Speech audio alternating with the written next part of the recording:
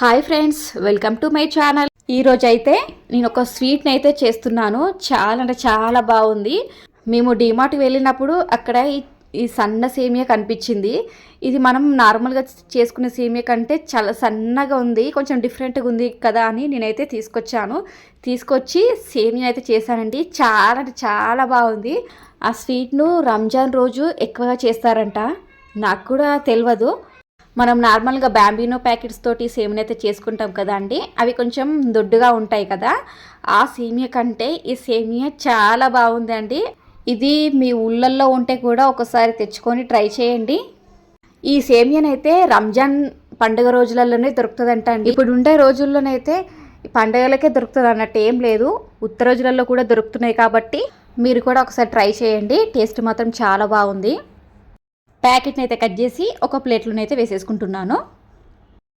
నేను ఎంత అయితే వాడతానో అంత మట్టుకు సేమియాని అయితే పక్కకు తీసేసుకొని మిగతా సేమియాను మళ్ళీ అదే ప్యాకెట్లో పెట్టేసి ఒక డబ్బాలోనైతే స్టోర్ చేసేసుకుంటున్నాను. ఈ సేమియాని అయితే నేను రెండోసారి చేస్తున్నాను. ఫస్ట్ టైం చేసినప్పుడు కూడా చాలా బాగా వచ్చింది. ఫస్ట్ టైం చేసినప్పుడు నేనైతే వీడియో పెట్టలేకపోయాను, ఎందుకంటే అప్పుడు మనకు యూట్యూబ్ ఛానల్ అయితే లేదు.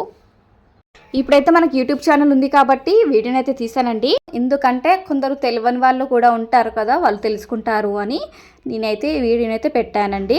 తెలిసిన వాళ్ళైతే ఇంకా ఇందులో ఏమి ఇంగ్రీడియంట్స్ వేస్తే ఇంకా బాగుంటుంది అని అయితే నా కామెంట్ బాక్స్లో కామెంట్ అయితే చేయండి.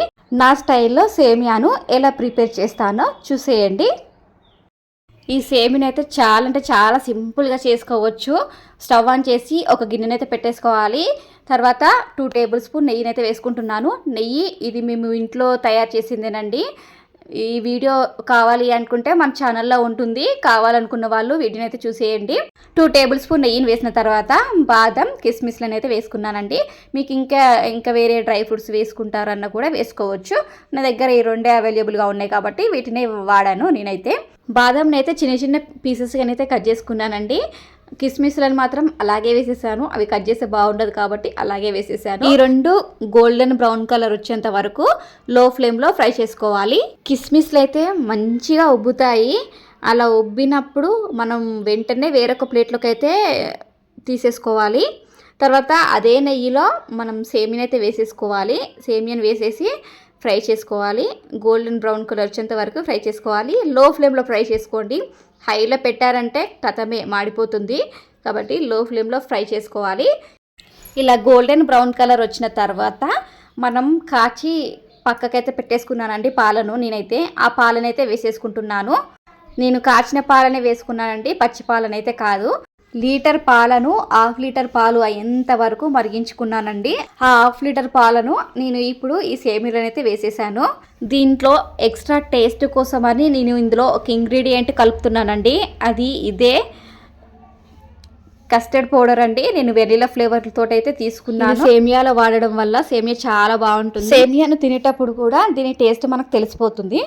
దీని అయితే ఒక 3 టేబుల్ స్పూన్ వరకు అయితే తీసుకున్నానండి. దీంట్లో కొద్దిగా వాటర్ వేసి మొత్తం కలిపేసుకోవాలి, ఉండలు లేకుండా కలిపేసుకోవాలి.